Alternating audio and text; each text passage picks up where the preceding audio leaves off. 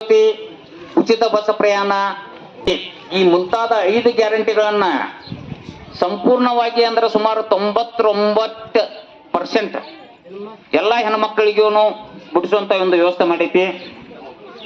Ration card ಹಣನೂ ಬಿಡಿಸುವಂತ ಒಂದು ವ್ಯವಸ್ಥೆ ಇವತ್ತಿನ ತನಕನೂ ಚಾಲೂ ಐತಿ. ಎಲ್ಲೋ ಸಾರ್ವತ್ರಿಕ ಲೋಕಸಭಾ ಚುನಾವಣೆ 2024 ಅಧಿಕೃತ ಅಭ್ಯರ್ಥಿ ಶಾಸಕರು ಎಂ ಕರ್ಮಡಿ ಅವರ ಜ್ಯೇಷ್ಠ ಸುಪುತ್ರಿಯಾದ ಪ್ರಿಯಾಂಕಾ ಜಾರಕಿಹೊಳಿ ಅವರ ವೇದಿಕೆ ಕಡೆ ಆಗಮಿಸಿದ್ರೆ ಎಲ್ಲರೂ ಚಪ್ಪಾಳೆ ಮುಖಾಂತರ ಅವ್ರನ್ನ ವೇದಿಕೆ ಮಾಡಿಕೊಳ್ಬೇಕಂತ ತಮ್ಮಲ್ಲಿ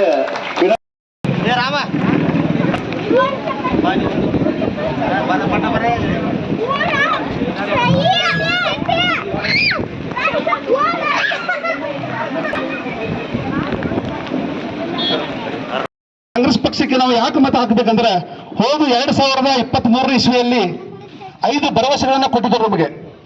5 ಭರವಸೆಗಳು. ಮೊದಲನಾಗಿ ಗೃಹ ಜ್ಯೋತಿ,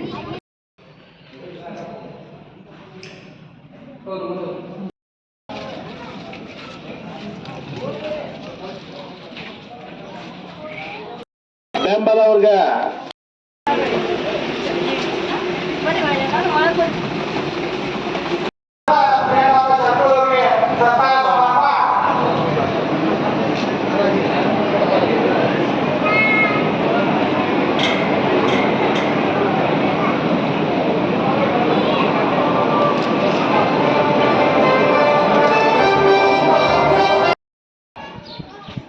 ಏನಾದ್ರೂ ಅಭಿವೃದ್ಧಿ ಆಗೈತೆ ಅಂತ ನೋಡ್ಬೇಕಂತ ಹೋಗೋದಾದ್ರೆ ಎಲ್ಲಿ ಹೋಗೋದ್ಬೇಕಾಗಿಲ್ಲ, ಬರೀ ಬೆನ್ಕೊಳ್ಳಿ ಗ್ರಾಮ ಕಟ್ಟ ಬಂದ್ರೆ ಸಾಕು. ಯಮಕರ್ಮಡಿ ಕ್ಷೇತ್ರ ಯಾವ ರೀತಿ ಅಭಿವೃದ್ಧಿ ಆಗೈತೆ ಅನ್ನೋದು ತಮ್ಗೆಲ್ಲರಿಗೂ ಗೊತ್ತೈತಿ. ಇವತ್ತಿನ ದಿವಸ ಬರುವಂತ ಲೋಕಸಭಾ ಚುನಾವಣೆಯಲ್ಲಿ ಕಾಂಗ್ರೆಸ್ ಪಕ್ಷ ಎಲ್ಲ ತಾಯಿಯಂದ್ರು, ಸಹೋದರರು, ರೈತರು ಎಲ್ಲ ನನಗೆ ನಮಸ್ಕಾರಗಳು. ಬರುವಂತ ಲೋಕಸಭೆ ಚುನಾವಣೆಯಲ್ಲಿ ಈಗಾಗಲೇ ಕಾಂಗ್ರೆಸ್ ಪಕ್ಷ ನನ್ನನ್ನು ಸ್ಪರ್ಧಾಗಳಾಗಿ ಗುರುತಿಸಿದೆ. ತಾವೆಲ್ಲರೂ ತಂದೆಯವರು ಕಾರ್ಯಗಳನ್ನು ನೋಡಿದ್ದೀರಾ.